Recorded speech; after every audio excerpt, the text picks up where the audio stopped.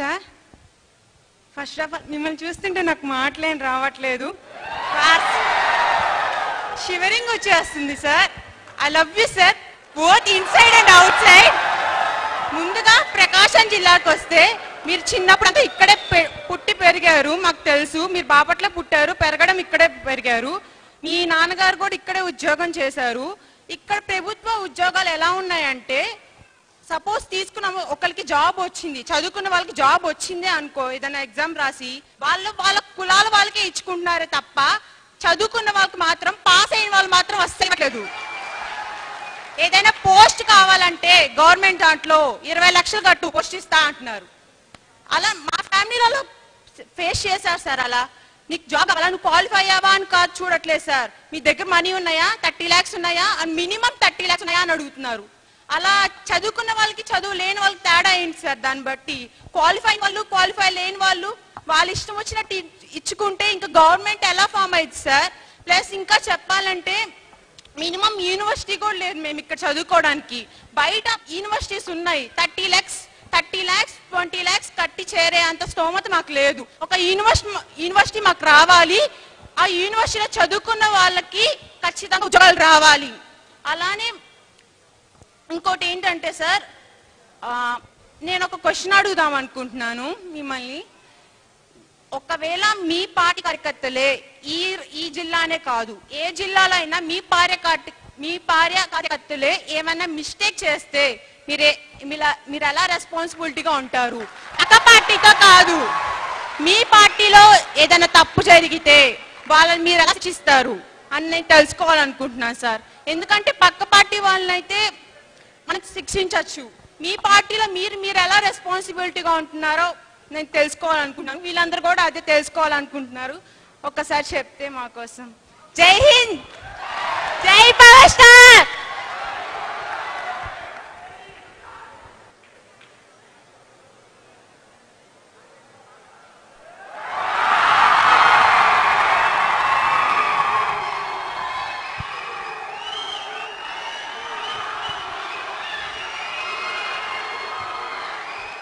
వచ్చిన ఆడపడుచులందరికీ, విద్యార్థులకి ప్రతి ఒక్కరికి నా హృదయపూర్వక నమస్కారాలు. మీకు స్వాగతం పలుకుతాను పార్టీ నుంచి.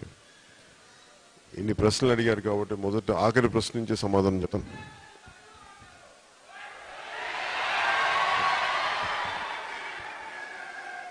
మీ అందరికీ నా హృదయపూర్వక నమస్కారాలు.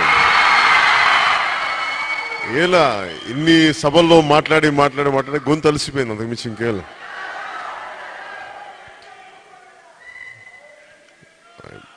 నిజమే, ఫస్ట్ ఇందాక ఆఖరి ప్రశ్న మీరు అడుగుతూ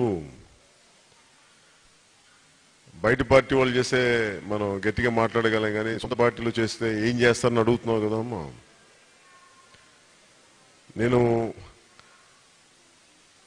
నాకు తప్పు చేస్తే నన్ను నేనే క్షమించుకోవాలని బయట వాళ్ళని ఎలా క్షమిస్తాను? ఎందుకంటే పార్టీని ఇందాక మీరు మీటింగ్లో లేరు, మీటింగ్లో లేకపోతే ఈ సమస్య ఉంది. మీరు చాలామంది జన సైనికులు, కొద్ది మంది, అందరని చెప్పడానికి చాలా కొద్ది మంది, హ్యాండ్ఫుల్ ఆఫ్ పీపుల్, వీళ్ళు కొంచెం ఎక్కువ చేయొచ్చు, కొన్నిసార్లు కొంత అతి చేయొచ్చు. నేను మనిషి మారుతారు నమ్ముతాను, మనుషుల్ని సంస్కరింపబడతారని నమ్ముతాను. శిక్ష ఎలా ఉండాలి అంటే పనిష్మెంట్ మనిషి సంస్కరించబడేలా ఉండాలి, వెలివేసేలా ఉండకూడదని కోరుకుంటాను. తప్పదు అనుకున్నప్పుడు తప్ప నేను అంత సివియర్గా ఉండను. జనరల్గా చూడటానికి చల్లగా మొండిగా కనిపిస్తానేమో కానీ చాలా ఉదారంగా ఉంటాను. తప్పనిసరైన పరిస్థితుల్లోనే నేను చాలా కఠినమైన నిర్ణయాలు తీసుకుంటాను. ఉదాహరణకి నిన్న దారిలో వస్తూ ఉంటే, ఇందాక సభలో కూడా చెప్పాను,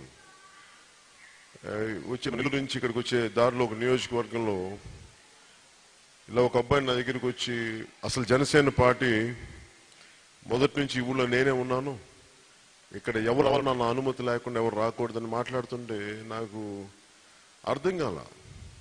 నేనే తగ్గి మాట్లాడుతాను, నేనే వంగి అణిగి ఉంటాను. మరి ఈ కుర్రోడు ఏంటి, అసలు ఇంత రెచ్చిపోతున్నాడు ఏంటి అని అనుకున్నాను. వాళ్ళకి నేను అదే చెప్పాను, నా బలం మీద నువ్వు ఎదిగి నన్ను క్వశ్చన్ చేస్తున్నావేంటి నువ్వు? ఎందుకంటే నువ్వు ఎవరు రాకూడదు అనుకుంటే ఎట్లా పార్టీలోకి? ఇలాంటి పిచ్చి పిచ్చి వేషాలు వేస్తే నేను సస్పెండ్ చేస్తాను, అవసరం లేదు, ఇలాంటి పక్క పార్టీలోకి వెళ్ళిపోయి చెప్పి సభలో నేను చెప్పడానికి కారణం, అలాంటి వాళ్ళకి సమాధానం చెప్పడానికి నేను ఒంగోలు సభలో చెప్పాను. మీరు జనసేన పార్టీ అంటే కూర్చోబెట్టి మీరు ఆకతాయిగా అల్లరి చిల్లరగా తిరిగేద్దాం అంటే నేను దాన్ని ఊరుకునే వ్యక్తిని కాదు. అవసరమైతే ఓడిపోతానేమో, కానీ విలువలు లేకుండా గెలుపు నాకు అవసరం లేదు అక్కడ. ఎందుకంటే గెలవడం కోసం నేను అడ్డదారులు తొక్కను. అడ్డదారులు తొక్కడం వల్ల విలువలు పతనం అయిపోతున్నప్పుడు నేను తీసుకురావాలనుకుంటున్న మార్పు రాదు. అందుకే నేను అడ్డదారులు తొక్కాలి అనుకుంటే నేను అసలు ఈ పార్టీ చాలా ఈజీగా అయిపోయింది. ఈ ప్రజా పోరాట యాత్ర మధ్యలో 2-3 సందర్భాల్లో ఎక్కువ సమయం దేనికి తీసుకున్నాను, నిధులు లేక. ఇంతమంది సిబ్బందిని తీసుకురావాలంటే ఒకసారి నిధులు లేక ఆప్ చేశాను. 10 రోజులు 15 రోజులు మళ్ళీ నిధులు కొంతమంది స్నేహితులతో అడిగి, కొంతమంది సపోర్టర్స్ హెల్ప్ తీసుకొని. ఇదే నిజంగా నాకు అడ్డదారులు తొక్కాలనుకుంటే నాకు చాలా ఈజీ, వాళ్ళతో వీళ్ళు అడ్జస్ట్ అయిపోయి చేయాలంటే. ఎందుకంటే నేనున్నది మార్పు తీసుకురావడానికి, అంచెలంచెలుగా మార్పు తీసుకురావడానికి నేనున్నాను. అందువల్ల అలాంటి పార్టీ ఇంటర్ డిసిప్లిన్ చాలా బాగా పాటిస్తాను. ముందు చాలా చెప్తాను, చాలా విపుల గురించి చెప్తాను, చాలా ఎన్లైటన్ చేస్తాను. ఇంకా అప్పటికి తప్పులు చేస్తా ఉంటే వాళ్ళు వెళ్ళిపోయి టీవీలో మాట్లాడుతూ ఉంటారు, ఫేస్బుక్లో మాట్లాడుతూ ఉంటే నాకు అయ్యే నిజంగా పెద్ద తేడా పడవు. మాట్లాడుకుంటే ఏం మాట్లాడుకుంటారు, మాట్లాడుకుని సంతోషం, నాకేం ఇబ్బందులు లేవు అని చెప్పి. సో పార్టీ ఇంటర్ డిసిప్లిన్ అనేది, పార్టీ డిసిప్లిన్ నాకు చాలా ముఖ్యం. అందుకని ఇలాంటి వాళ్ళని సొంత పార్టీ వాళ్ళు తప్పు చేసినా నేను ముందు కరెక్ట్ చేస్తాను. స్థాయి దాటితే మటుకు 100% పార్టీలోంచి బయటకు వెళ్ళిపోమని చెప్తాను. సో మీ ప్రశ్నకి సమాధానం దొరికింది అనుకో.